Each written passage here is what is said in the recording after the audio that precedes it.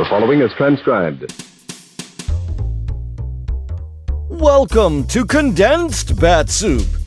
Now with 66% fewer superheroes than our regular podcast. That makes this Condensed Bat-Supe even less nutritious, but still just as delicious. We're featuring episodes of the adventures of Superman without the caped crusaders. Tie on your capes for lots of sneering and derision, plenty of apocalyptic panic, and conflicting backstory alterations galore. In this edition of Condensed Bat-Supe, we'll go back to the very beginning of Superman's adventures on the radio, with the first 3 adventures featuring the Man of Steel, beginning with The Baby from Krypton, which was originally broadcast on February 12th, 1940. Boys and girls, your attention, please. Presenting a new exciting radio program featuring the thrilling adventures of an amazing and incredible personality. Faster than an airplane, more powerful than a locomotive, impervious to bullets. Up in the sky, look! It's a bird! It's a plane! It's Superman! And now, Superman. A being no larger than an ordinary man, but possessed of powers and abilities never before realized on Earth. Able to leap into the air 1/8 of a mile at a single bound, hurdle a 20-story building with ease, race a high-powered bullet to its target, lift tremendous weights, and rend solid steel in his bare hands as though it were paper. Superman, a strange visitor from a distant planet, champion of the oppressed, physical marvel extraordinary, who has sworn to devote his existence on Earth to helping those in need. As our story begins, we ask you to come with us on a far journey, a journey that takes us millions of miles from the Earth, where the planet Krypton burns like a green star in the endless heavens. Here, civilization is far advanced. It has brought forth a race of supermen, men and women like ourselves, but advanced to the absolute peak of human perfection. As we near Krypton, we see high walls and gleaming turrets. We approach the magnificent Temple of Wisdom, and there in a great hall, Jor-El, Krypton's foremost man of science, is about to address a meeting of the planet's governing council. Attention! Attention, gentlemen!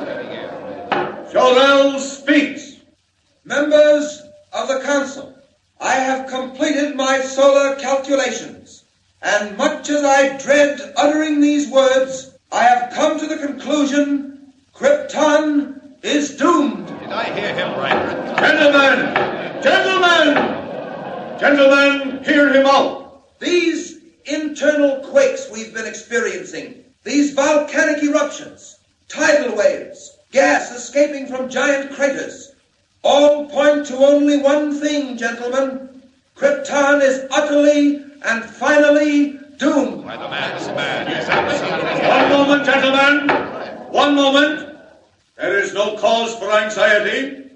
I am certain Jor-El has made a mistake. True, we have had a few minor quakes and eruptions, but nothing very serious. There must be some error in your calculations, Jor-El. No, there is no error, Roseanne. I only wish there were. The sun is gradually drawing Krypton closer to it. Within a month, possibly only a week, the gravitational pull will be so tremendous that Krypton will not be able to weather the strain. And then our planet will explode like a giant bubble, destroying every living thing on it. Gentlemen, assuming for the moment, Jor-El, that what you say is true, how are we to avoid it? What can we do to stop it? There is only one way. As you all know, I have been working on a spaceship designed for interplanetary travel. With time and united effort, we might transport the entire population of Krypton to another world. Impossible. Where would we go? To the Earth. My studies tell me the atmosphere of the Earth is very nearly the same as our own. You have been working too hard, Jor-El. You need a rest. Believe me, we have the utmost respect for your knowledge and integrity. But this is carrying it too far. Planets as large as Krypton do not explode, Jor-El. Wait! Do you hear that, gentlemen? It's the forewarning of doom. Every moment is precious now. Clicks like that are sounding the death knell of Krypton. It will happen, gentlemen, and happen soon. When the last great eruption comes... When it comes, Jor-El, it shall find all of us ready. If Krypton is to die, we shall die with it. The parting would be much too severe. Very well. Laugh if you like, Roseanne, and you members of the council. I have no time to laugh. My wife, Lara, and my infant son are dear to me. It is not my wish to stand by and see them destroyed. Laugh, all of you. But a time will come, and that time is perhaps very close at hand, when you will wish you had heeded the words of Jor-El. Now you think me a fool, but remember what I have said, gentlemen. When Krypton is shattered into 1,000 million stars, when the glorious civilization we have built is no more, when you and your families are swept from the face of Krypton like dust. Order, gentlemen. Order. You have heard Jor-El speak. Is it your wish that we devote time and money to the building of spaceships for the transportation of Krypton's population to another planet? No! I'm sorry, Jor-El. The Council has spoken. Yes, and signed the death warrants of every living thing on Krypton. Well, I've done my best to convince you. Now all that remains for me is to proceed with my own means of salvation, my own spaceship, to save the lives of those near and dear to me. As for the rest of you, may the gods have mercy on your souls. Jor-El is mad. He is absolutely mad. Lara, I didn't see you. I came out to take the air on the terrace. It's been terribly hot all day. Is that because we're being drawn to the sun, Jor-El? Yes. What did the council have to say about that? I didn't mention it. Is the model of your spaceship almost finished? Yes, I just drove the last rivet. How does it look? Splendid. But will it work? That remains to be seen. If it does work, I shall immediately begin construction of another just like it, only much larger. One big enough to carry all three of us to another world. Jor-El, when will that be? Every moment that we spend waiting and wondering... Yes, I know, Lara. It's been hard on all of us, and particularly hard on you. How is the boy? Sleeping, Jor-El. That quake this afternoon frightened him. But he's all right now. Can't you come in and look at him? You scarcely see him these days, what with working all hours on the spaceship model. It can't be helped, dear. I'm racing against time. Right now, I'm anxious to know whether the model will behave as I hope. How does it operate? Very simply. When all is ready, I throw this switch. That closes the circuit, and electric energy builds up pressure in the atomic generators. Then, at the final moment, the pressure forces the ship from its carrier and speeds it on its way. But where does it go? Wherever it's pointed. This one I'm directing to the planet Earth. Earth? What is that, Jor-El? A planet smaller than our own, situated on the other side of the sun. It's inhabited by a race of people similar to ourselves. Like ourselves? Well, only partly, of course, my dear. They're about the same size, but nowhere nearly as developed. Very weak and helpless, and with all their faculties extremely limited. How do you mean? Well, it's something like this. You know how far you step when you want to go somewhere? Practically as far as I want. Why, one step takes me to Brata's house near the fountain. Exactly. Well, down where I'm sending this spaceship, it's quite different. An Earthman steps only 3 feet at a time at most, and everything else is in proportion. And that's where we're going? Oh, how dreadful. My dear, which would you rather do? Go to Earth and live, or stay on Krypton and die? I'll do anything you say, Jor-El, anything. It doesn't matter to me whether we live or die as long as we're together. It's only the boy I worry about. Yes, I know. Oh, Lara, darling, don't worry. He'll be saved. When are you testing the spaceship model? In the morning. Just as dawn breaks, I'll send it on its way, watching its flight through a high-powered telescope to see whether it lands safely on Earth. Is Earth the only planet place we can go to, Jor-El? We couldn't breathe on any other planet but the Earth. It happens to have an atmosphere similar to Krypton's. I suppose you know best, Jor-El. Are you coming in? It seems to have gotten oppressively hot. Yes, it has. I wonder. Lara, do you hear that? Yes, Jor-El. What is it? Subterranean explosions. Do you feel the ground trembling? Yes, I do. Jarell, do you think? Lara, I'm afraid it's come. Where is the boy, Kal-El? What do you mean? Get him quickly. This is the end. Jarell, what can we do? Nothing. I'm not ready. Oh, what a fool I've been to delay. It isn't your fault, Jarell. You did all you could. If only this model were large enough, we could take a chance. Jarell, would it carry one of us safely to Earth? Oh, I think so, but... Lara, where are you going? Stay here with me. I'm getting Kal-El. If one of us can be saved, Jarell, it should be the boy. No, Lara, come back. If one must go, it should be you. Lara, I said come back. Come back. Here he is, Jarell. Still asleep. Goodbye, Kal-El. Please, Lara. No, Jarell, listen to me. We both stay here. Kal-El goes in the spaceship. If there is a chance, Jarell, one little chance, I want it for my son. Maybe you're right, Lara. Jarell, look. The sky. It's fiery red. The mountains. Look, the mountains are falling in. Jarell, what's happening? The end of Krypton, Lara. Just as I foretold. This is the last great quake. Jarell, listen. Explosions. Here, quick, give me the boy. Kal-El. What are you doing, Jarell? Opening the door, putting him inside. Jarell! The house, it's swaying. It's breaking apart. Look, Jarell. There, he's safe inside. Now for the switch. Stand back, Lara. Oh, Jarell, will he reach the Earth? Only the gods know. But there's a chance. The only chance. Stand back now, Lara. I'm going to throw the switch. Jarell, it's getting dark. I can't see. What happened? Fire. Smoke from the center of the planet. Not much time now. Hold me, Jarell. Has the spaceship gone? No, not yet. Waiting for pressure. We may have been too late. If it doesn't work up soon... Wait! Lara! It's off! It's on its way! Jarell, where are you? Here beside you, Lara. Listen, can you hear me? Our boy, Kal-El. Our son, Lara. He's on his way. On his way to Earth. Kal-El!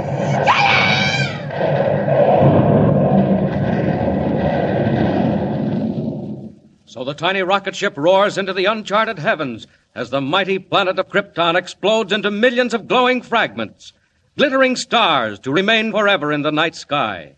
Jor-El and Lara, devoted parents of the tiny boy, perish in the giant quake that destroys Krypton. But what of the rocket ship? Does it reach the Earth? Does it find its mark in all the far-flung darkness of space? Remember, don't miss the next installment of Superman. Up in the sky, look! It's a giant bird! It's a plane! It's Superman! Superman is a copyrighted feature appearing in Action Comics magazine. And now, faster than a speeding bullet, Condensed Bat-Supe proudly presents our next episode. Clark Kent, mild-mannered reporter, has originally broadcast on February 14th, 1940. Presenting Superman. Up in the sky, look! It's a bird! It's a plane! It's Superman! And now, Superman, eighth wonder of the modern world, visitor from a distant planet whose strength knows no limits, whose endurance is beyond anything humanity has ever known. We have seen how the child of Jor-El and Lara was placed in the rocket ship and sent on his way to Earth. During the long journey of the rocket ship to the Earth, the child has become a man. The rocket landed in a desert. Superman stepped forth full grown to explore this strange new world in which he found himself. Today, as our story continues, we find him hovering with his curious power above a quiet highway in Indiana. A trolley car is just pulling up the hill, and as Superman wheels and turns in curious flight, unseen below, a man and a boy come out of the shed that serves as waiting room.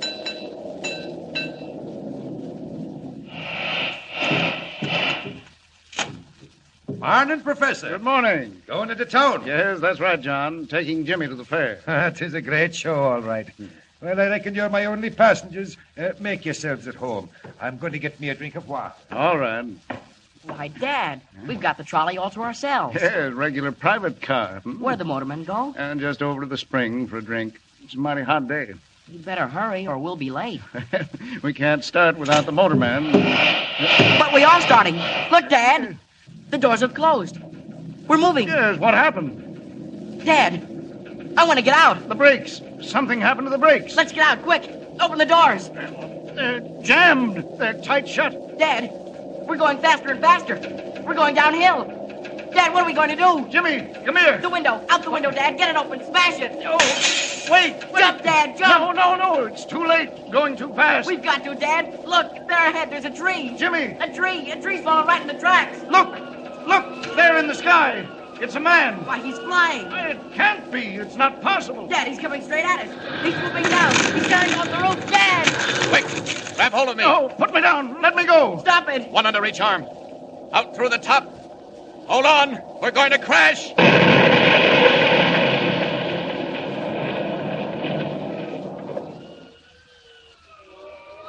Well, we just got out of that in time. Trolley car's a wreck. Smashed into 1,000,000 pieces. Where are you going? What are you doing to us? What's happening? Put us down. Don't be frightened. You're all right. I had to get you out of there in a hurry. Pulling off that roof was the only way. Now we're going down again. Down. There you are. Safe and sound in a field. Well, I don't know what to say. Quite all right, Professor. Getting you and the boy out of that car was nothing. I can't believe it. Who are you, anyway? Where do you come from? I have no name. I come from a world that no longer exists.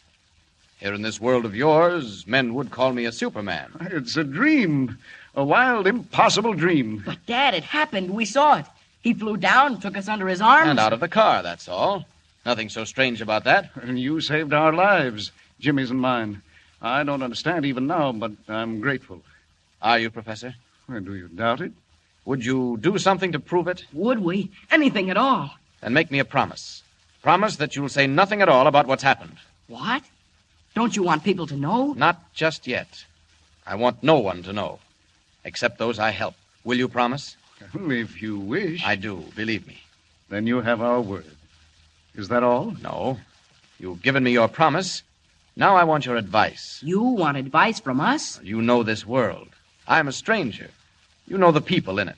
And I have still to find them out. You want to meet men, is that it? Not meet them, Professor. Observe them. Study them. See them at their best and their worst. Know which to help and when help is needed. If you can tell me that... Dad, can we help him? Well, I think so, Jimmy, if that's what he wants. It would mean a great deal to me. Well, my friend, if we can call you that. I hope we can. My first friends on this earth. To mingle with people, to see men at the highest and the lowest, if that's what you want. Well, now let me think. Now, how about a newspaper, a great metropolitan daily? A newspaper? Well, yes, join their staff. Be a reporter. Oh, but you can't do it in those clothes. Not that blue costume with the cloak and shield on your breast. Gee, you couldn't. Jimmy, these are the cloak and the shield of Superman. If I become as other men, I shall dress as other men. Well, you'll have to assume some kind of a name. What do they call you? I have no name. Well, how about Clark Kent? That sounds all right. Yes, why not? It's usual enough. Won't attract attention. Clark Kent. Clark Kent. Yes. And about joining a newspaper. That should give me an opportunity to learn the troubles of men, to know whom to help, and when help is needed. I'll do it. Many thanks to both of you for your advice. Well, no thanks are necessary. If there were only something more... Just this. Remember your promise. Never to reveal my identity. And now, goodbye. I've stayed too long, and I'm off. Goodbye. Goodbye. Goodbye. They're right. Superman must become a reporter. A reporter by the name of Clark Kent. Clark Kent. I'll do it.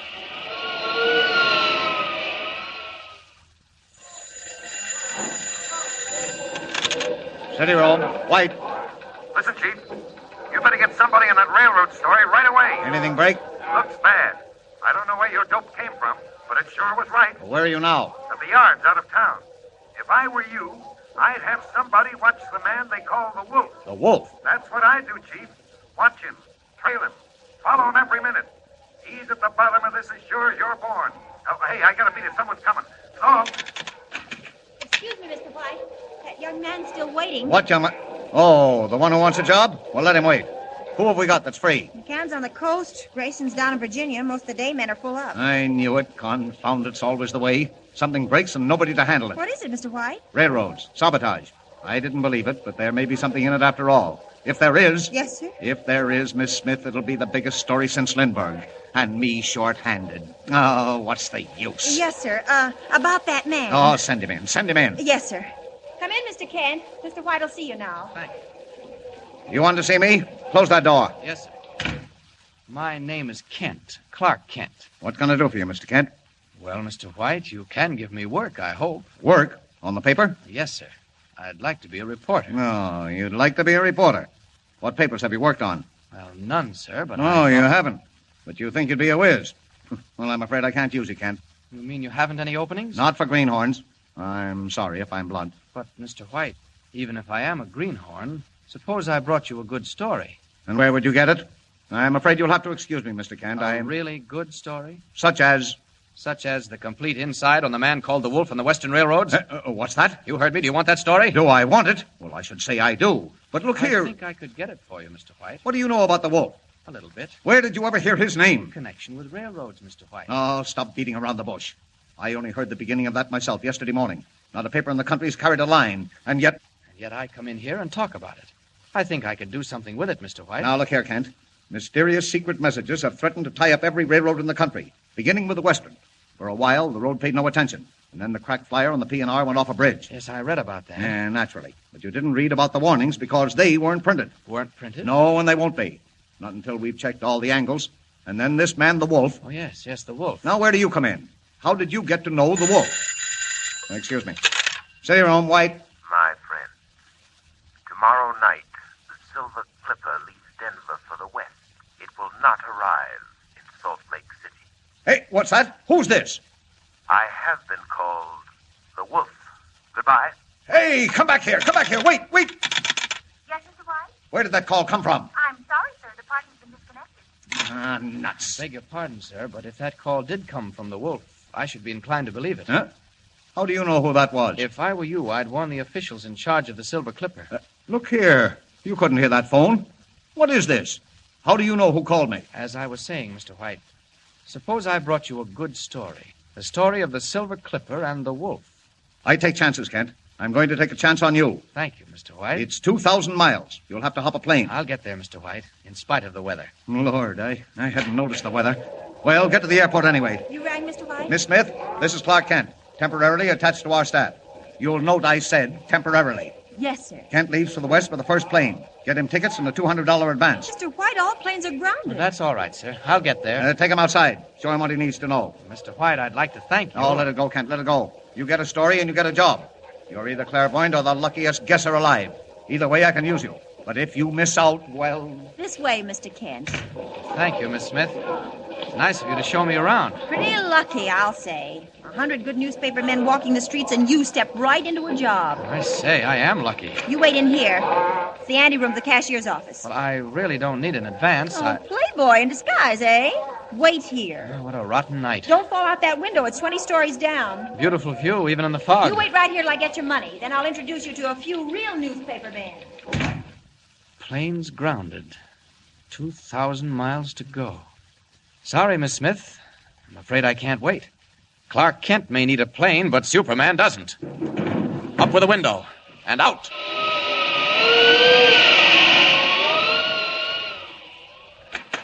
Ted, I hope I didn't keep you waiting too... What? Miss Smith. What is it? Miss Smith. Oh, what's wrong? That man! Did he go out, that Clark Kent? Nobody went through the city room. He didn't go out. Well, I left him right here, the window. Oh, the open window. He went through it, and it's 20 stories down. He went out the window. Out the open window, 20 stories above the ground. In the wink of an eye, Clark Kent, cub reporter for the Daily Planet, becomes Superman, eagle of the sky, winging his way west over city and plain, river and mountain, through the storm-swept night. But will he be in time? Can he checkmate the strange figure called the Wolf, discover the plot, save the Silver Clipper, roaring toward Denver at 90 miles an hour? And remember, don't miss the next installment of Superman. Up in the sky. Look! It's a bird. It's a plane. It's Superman! Superman is a copyrighted feature appearing in Action Comics magazine. Ooh. And now, it's a Condensed Bat-Supe Extra Helping. Because not all heroes wear capes. This Extra Helping features a fun episode of The Six-Shooter, starring James Stewart, and is titled The New Sheriff, as originally broadcast on the NBC Radio Network on June 10th, 1954. James Stewart as the Six-Shooter.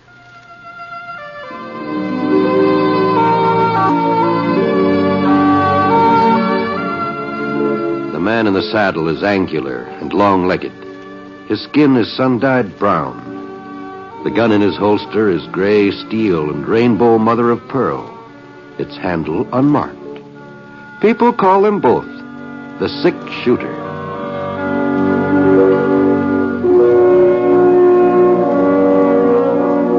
The NBC Radio Network presents James Stewart as the Six-Shooter, a transcribed series of radio dramas based on the life of Britt Ponsett, the Texas plainsman who wandered through the Western Territories, leaving behind a trail of still-remembered legends.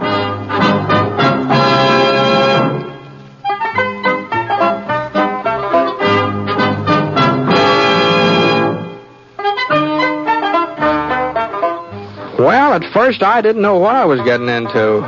The town of Virtue City had never looked like this before. Banner over the main street, posters stuck in the store windows, bunting draped across most of the buildings. It was the wrong time of the year for the county fair. I pulled up the Mansion Hotel and headed into the lobby. Yes, sir? I'd like a room for the night. Well, I guess we can fix you up, mister, if you'll just sign the book. Sure. Oh, by golly, Never mind. I'll blot it up. You just stand back out of the way. I put a new point in that pen this morning, but I guess some people, well... I sure am sorry about that. Yeah. Well, that'll be 50 cents in advance, Mr. Ponsett? That's right. Here you go. You're really Britt Ponsett? Well, if he ain't, he's sure been fooling a lot of folks for quite a spell. How are you, Britt? Well, Doc Cross. Where'd you come from? I've been sitting there behind that geranium plant. I thought I recognized you when you come in. Oh, I'll be darned. Well, here's your key, Mr. Ponsett, number 12. Oh, thanks. About that ink blot, I know it wasn't your fault. They just don't make pen points the way they used to. Inferior workmanship. Sure. You in a hurry to go upstairs, Britt? No, not especially. Well, come on over to the window and sit for a spell. We can sort of keep our eye on the street and see what's going on. All right, Doc. What you been up to, Britt?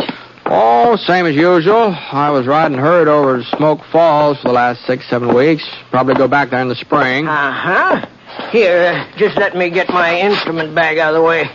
Now, there's a place for you. You treating somebody in the hotel? No, not exactly.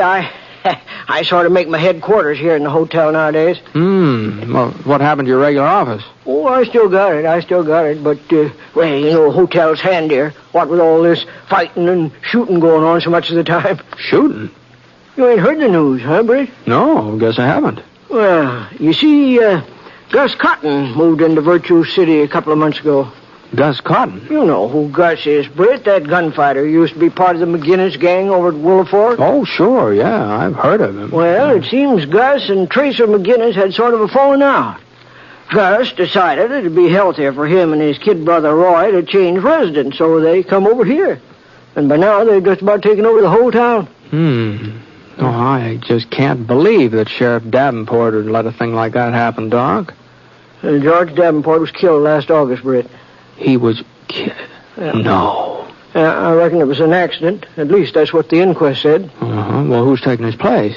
There ain't been nobody so far. New sheriff will be elected tomorrow, along with the mayor and the usual town officers. Oh, I see. So that's why the place all fixed up, huh? Election day, huh? I was kind of wondering about that. Yeah, it's been a real hot campaign, too. Sheriff part of it, that is. I ain't had so much medical business since the Apaches was moved on to the reservation. Yeah, well, who's running? Ernie Needle. He's one of the candidates. You remember Ernie, Brett, the blacksmith? Oh, sure. And there's a good man, too. He'd make a good sheriff, I imagine. Yeah, if he wins. Roy Cotton's running against him, Gus's brother. Oh, I see. Of course, in a fair election, Ernie'd win hands down, but Gus Cotton's doing his best to see that it won't be fair. He is, huh? Yeah. Half the voters in town have been bought off. The ones who won't be bought, well, they've been threatened. Why, if anybody even... Britt, maybe you can give us a hand. Huh? I'm sort of chairman of the group that's backing Ernie Needle, the Citizens Committee to Keep Virtue in Virtue City. That's what we call ourselves. I see. Now, Britt, if you could join up with us... Now, hold on, Doc. Now, I'm not a voter in this town. I'm not even a resident. I know, but you've got influence. Lots of influence. And if you... well, Doc, Well, you have lots of influence, Britt. And look, if you was to come to our rally at the schoolhouse tonight and sort of sit up there on the platform next to Ernie Needle, well, that might win him some of Roy Cotton's votes. No, I'm sorry, Doc. Now, this just isn't any of my business. Now, you know that as well as I do. Now, Britt... No, so long, Doc.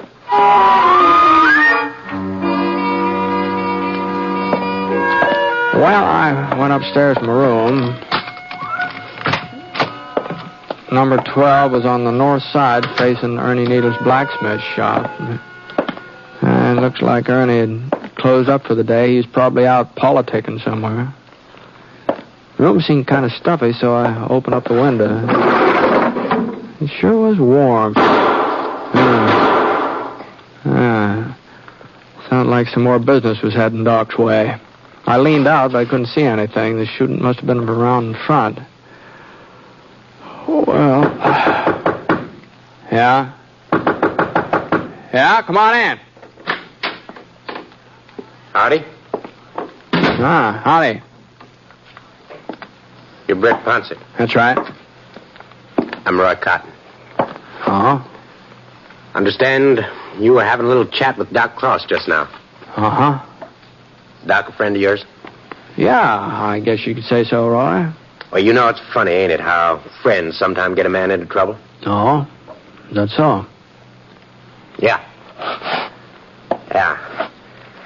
You plan to stay around town for long, Ponset? Oh, I hadn't made up my mind yet. Why?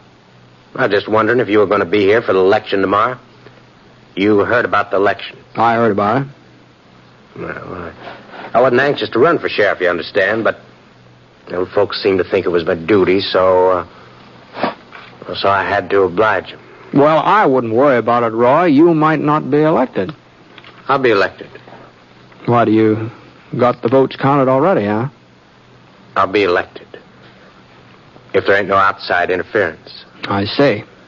So maybe it'd be best if you just moseyed on out without sticking around for the vote. Well, the doc mentioned something about a rally tonight, asked me to attend. You're not going to attend to no rally, Ponset? That's exactly what I told the doc. You turned him down? That's right. Well, I guess I needn't have bothered you. But now that you mention it, Cotton, I'm sort of reconsidering my decision. What do you mean? Well, you're barging in here and ordering me around might make me sort of consider changing my mind. Oh, now you listen here, Ponset. You ain't going to that rally tonight. You ain't even going to be in Virtue City after sundown. I'm not, huh? Well, if you are, you're just asking for me and Gus to do something about it. Maybe I am, Cotton. Maybe I am. Mm-hmm. Okay, Ponset. You had your warning. You're right. Yeah? I'm not leaving town, so if you want to do something about it, this is as good a time as any other. Huh? That gun you're wearing's loaded, isn't it? Well, sure, but... Well, then why don't you go ahead and draw? Well, you ain't got your six-shooter. It's right here on the dresser. Yeah. All right. Well, I'd be taking advantage. It might not work out that way. Well, I don't want to shoot up no hotel room, Ponset. The rent's paid in advance. All right, Cotton. Now, look here, Ponset. My coming up here to see you, well, it was my brother's idea. Gus thought, now what I mean is, he said that you was to have till sundown to get out of town, and he wouldn't like it if I was to jump the gun.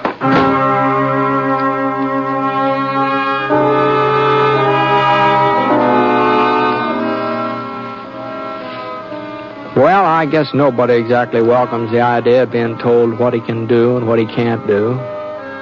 And I suppose when it comes right down to it, I'm as stubborn as the next man. So, instead of leaving town, I had supper in the hotel dining room, and afterwards, well, I sort of moseyed over in the direction of the schoolhouse. There were only 3 or 4 horses out in front, a couple of buggies. Didn't look like the Citizens Committee to keep virtue in Virtue City had drawn much of a crowd. Well, I hadn't really planned on attending the rally. I was going to walk right by and head back to the hotel. But just as I started to move past the school, I spotted Roy Cotton waiting behind a big elm tree across the street. There was another fellow with him, bigger, older. Stood to reason he was Roy's brother, Gus. And it stood to reason that if I left without going inside, they'd figured they'd bluffed me into keeping away. So, the meeting was in the combination 4th, 5th, 6th grade classroom, and Doc Cross was introducing the various candidates when I opened the door. And as candidate for mayor, our good friend Cecil Potter. Oh, yeah. You all know Bo Spitzer, who's running for coroner. And last but far from least, the man who will be responsible for maintaining law and order, Ernie Needle, candidate for sheriff. Now, folks, I guess that's about all, so let's get... Wait a minute. Looks like we got us a visitor. Hey, sirree. Step right up here, Britt. Step right up here. Now, wait a minute, Doc. I didn't mean to interrupt your meeting here. I was just strolling by. You ain't interrupting, Britt. You're a godsend. Folks, listen to me now. Now, quiet down. Quiet down, will you? Now, listen. Mr. Poncett's arrival here puts a whole new complexion on things. What? Well, I sure don't see how I know there ain't very many of us here tonight, and from the size of this meeting, it looks like we're fighting a hopeless battle. But we ain't. Not now. Not anymore. There's enough of us here to spread the word. We gotta see to it that by the time the polls open tomorrow, every voting citizen in Virtue City knows that the 6-shooter is on our side. Now, whoa, Doc. Now, hold on here. Amos, you take the folks who live west of Cedar Street. Al, you take the section over by the creek. I'll cover the area along Clinton Avenue. And another thing, you tell everybody that Britt will be right there at the polls to see that the voting's done on the up and up. Now, Doc. Now, you listen to me, Doc. Now, see here, Doc. Now, you just see here, Doc. Was there something you wanted to say, Britt? Well, Doc, you know doggone well there's something I want to say. I'm not going to have folks running all over town claiming that I'm interfering in this election. Now, you just go and call them off, Doc, and you just stop them before it's too late. Well, I'm afraid it's too late now, Britt. It looks to me like they're on the way. And I better get started myself. I'm going to make it over to my section before everybody's asleep. Okay, Doc, okay. You just go right ahead, but you're going to be pretty foolish looking in the morning. What do you mean, Britt? I mean that I'm not taking part in your election tomorrow, no matter what you tell people. You won't do your duty, huh? My duty is to mind my own business. Britt, the law says there's supposed to be one man at the polls who's unbiased, who's neutral, so to speak. What? Well, of course, your sympathies may sort of lie with Ernie Needle and our committee, but technically, you're nonpartisan. Seeing as how you can't even vote yourself, I mean. How's that? Now, look, Britt.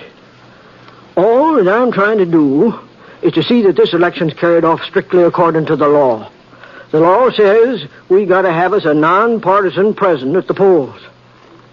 Well, I'm not even certain that the election would be legal if you wasn't ashore.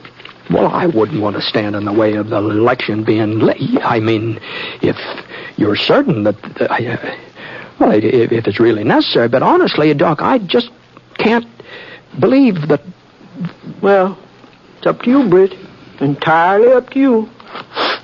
Well, so long. Now, Doc. Wait a minute. Be set up in the hotel lobby, Britt. Polls open at 7 a.m. Just let your conscience be your guide, Britt. Let your conscience be your guide. Night.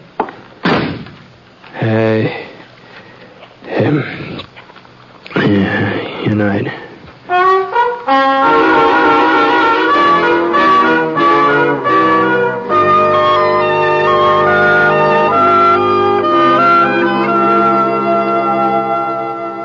We'll return to James Stewart as the 6-shooter in just a moment. Meantime, I'd like to pass on a word of thanks for the many gratifying letters we receive each week from you, our audience. And this word of thanks comes not only from Jimmy Stewart, but from our director, Jack Johnstone, our writer, Frank Burt, our skilled technicians, in fact, all of us who are involved in the production of the program. We appreciate your letters far more than you may think, even though we may not be able to answer all of them. That is why we take this way of saying thank you.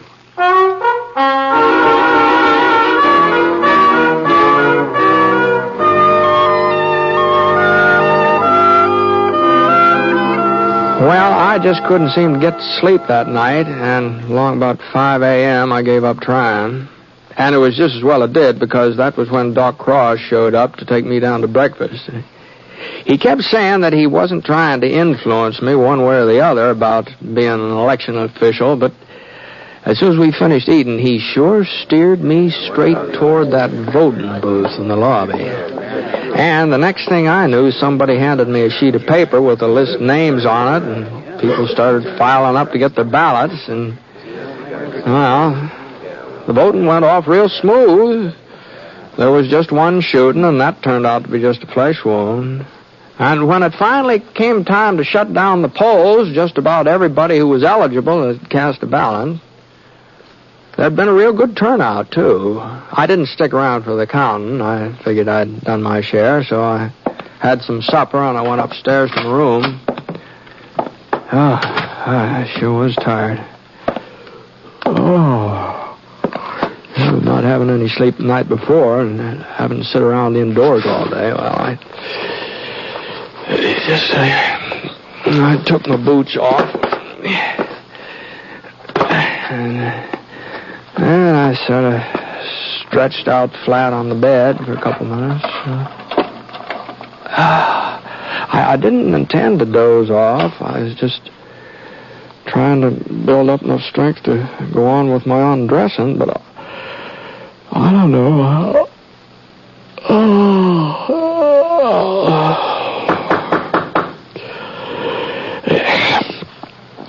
Huh? What the Sam hell is it? Oh, yeah. Oh, is that you, Doc? Come in. Oh, what can I do for you? We just finished counting the votes, Jeff Perkins and me. Evening, Mr. Ponset. Oh, howdy, Jeff. Well, well, how'd the election turn out? Well, it's kind of hard to say, Britt. Well, now, come on, Doc. Did Ernie win, or didn't he? Well, no, Britt, no, he didn't win. Oh. But it could have been worse. It could have been lots worse. I see. It was close, huh? Oh, I wouldn't exactly call it close, Mr. Ponset. Uh-huh. Well, suppose you just give me the figures, huh, Doc? Well, in the race for sheriff, we figured that was the most important contest. Yeah? Ernie Needle got 7 votes. 7 votes, huh? Is that all? Yeah, that was his total. We made certain. And Roy Coffin, he got 33. 33. Well, I'm sorry, Doc, but I guess if the people want Roy for their sheriff, they're entitled to have him. Yes. I'd say folks are entitled to whoever they want. I'll have to admit, I'm kind of surprised, though. I thought Ernie'd do better than that. By the way folks were voting, I just thought that he... Now, just hold on a minute here, Doc. There's something funny here. Huh? Now, you said Ernie got 7 and Roy Coffin 33. Yeah, that's right. Oh, that's 33 and 7. That only makes 40 votes. Why, there must have been twice that many votes cast. 101 in all. 101. Well, that means there are about 60 ballots you haven't accounted for. 61 to be exact, Britt. Yeah? That's how many you got. That's how many I got. That's how many who got? Britt, it gives me great pleasure to announce that you've just been elected sheriff of Virtue City by a landslide. Congratulations. Now, hold on here, Doc. What do you mean? Mr. Ponset, it's the greatest write-in campaign in the history of this here town. Yes, sir, Britt. What? Well, I can't believe this couldn't be true. It's just plain foolishness. The people have spoken. Doc Cross, if you had something to do with it was this... a spontaneous movement, purely spontaneous. Well, whatever it is, you know doggone well I won't take the job of sheriff. I don't even live here. We just checked the Virtue City Incorporation papers. It must have been an oversight, but they don't say a word about town officials having to be residents. Well, if you've got the idea I'm accepting this office, you're just mistaken. Even if this election is legal. Oh, it was legal, all right. It was legal. And as of right now, you are the legally elected sheriff. Uh-huh. All right. Then I resign. Yeah, I sort of thought you might feel that way, so I did a little more checking. And according to the town laws, you've got to submit your resignation in writing to the mayor, and he's got to approve it. But we don't have a new mayor yet.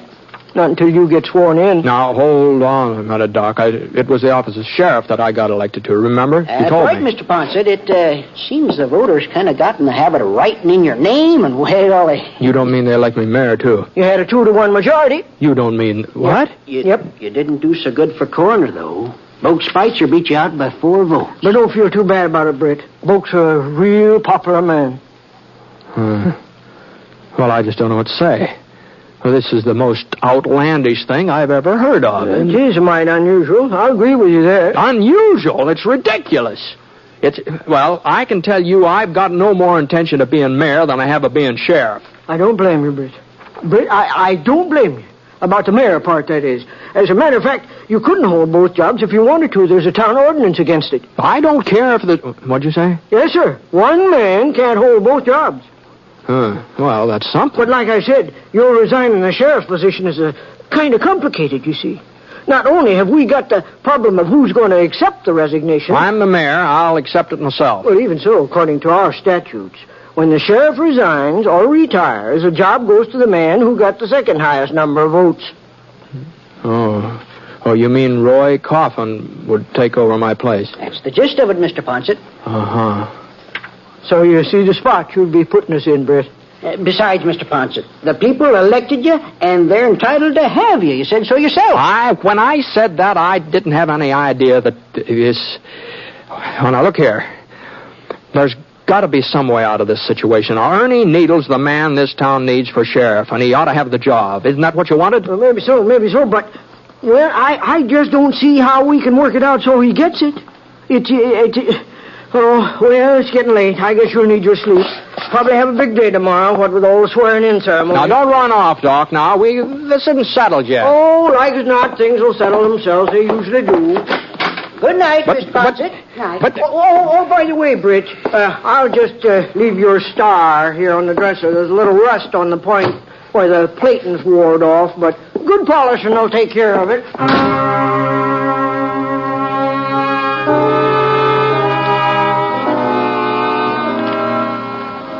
Well, that was the second night in a row I didn't get much sleep. First thing in the morning, as soon as I figured it was time for the town hall to open, I headed down there and I did a little hunting through the legal code myself. And it was all true what Doc Cross had told me. If I gave up the job of sheriff, Roy Cotton would be next in line for it. Well, about 9 o'clock, a delegation headed by Doc Cross came in to make the preparations for the swearing-in ceremony. And I told them that the ceremonies just have to be postponed until I had a talk with the Cotton brothers. They were living in the old Peterson place on Flower Street. You got your nerve coming around here, Ponset. If you figure on making a name for yourself as sheriff by arresting us, you better do some more figuring. Arresting you? You mean you boys have done something illegal? No, he never said that. Well, putting you under arrest was the farthest thing from my mind. Of course, if you think I should. And just what is it you do want, Ponset? Well, the fact of the matter is, it's my understanding that Roy here would inherit the sheriff's job if anything happened that I wasn't able to go on. That's right, Ponset. And like as not, something will happen, too. Uh-huh. Well, I was just thinking that under those circumstances, it might be a good idea for Roy to get all the experience he can while I'm around to show him the ropes. You want me to work with you? Well, I don't see why not. Come to think of it, I could use you both as deputies. Deputies? Yeah. Yeah, that'll save me getting the whole big posse together. I think the three of us ought to be able to handle the McGinnis gang. McGinnis? Tracer McGinnis. You heard about him, haven't you? Oh, that's right. You all used to be sort of friendly, didn't you? Before you had that falling out with him, that is. You don't mean Tracer McGinnis is heading this way? No, it's probably just another false rumor, but there's probably not a word of truth to it. Yeah, but why'd he be coming in here, Gus? Unless he's after us again. Yeah. Well, now, if you fellows would just hold up your hands, I'll give you the oath. No, wait a minute, Ponset. Maybe it'd be better if you was to take out more of a posse. Oh, now, Gus. Like as not, Tracer won't be bringing his whole gang. Maybe only 10 or 12 of them. All right, now, boys, you hold up your hands. No, I ain't going to mix it up with Tracer McGinnis, Ponset. I had enough of him already. But, Roy... The kid's right for once. Well, I'm afraid you fellas don't quite understand. Now, according to the ordinance passed 2 years ago come November, if any man refuses to take part in a duly constituted posse, he forfeits all right to hold office in the town of Virtue City from that time on. That'd mean that you couldn't be sheriff, Roy. Gus, I don't figure that's going to make much difference, Ponset. You see, we don't aim to stay around Virtue City anyhow. Yeah, that's right. We were sort of planning to leave town today, weren't we, Gus? Yeah, we were just doing our packing when you come in. Well, maybe we ought not to wait to pack, Gus. Them McGinnis boys ride fast when they're on the move. They sure do. Come on. Oh, I wouldn't hurry myself too much, boys. If you ask me, I think you'll have plenty of time to finish packing before they get here. Plenty of time.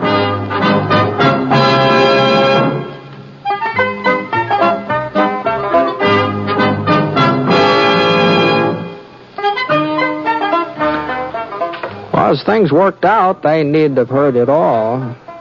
As far as I know, Tracer McGinnis never did show up in Virtue City. Of course, Ernie Needle became sheriff that very same day, right after I resigned. And I guess he hasn't had too much trouble keeping folks in line. You see, the Cotton brothers haven't been heard of since they beat it out of town. It just goes to show you, a person really shouldn't believe in rumors. It's funny the way they get started, isn't it?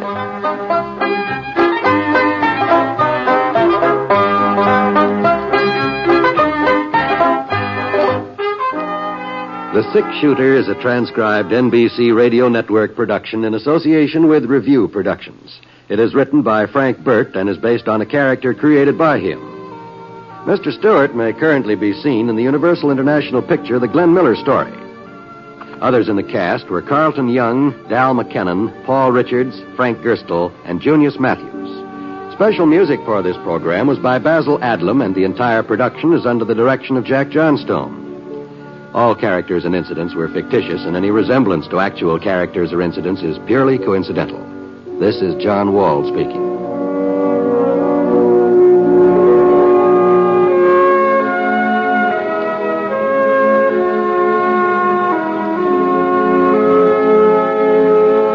Tonight, hear an address by President Eisenhower on the NBC Radio Network.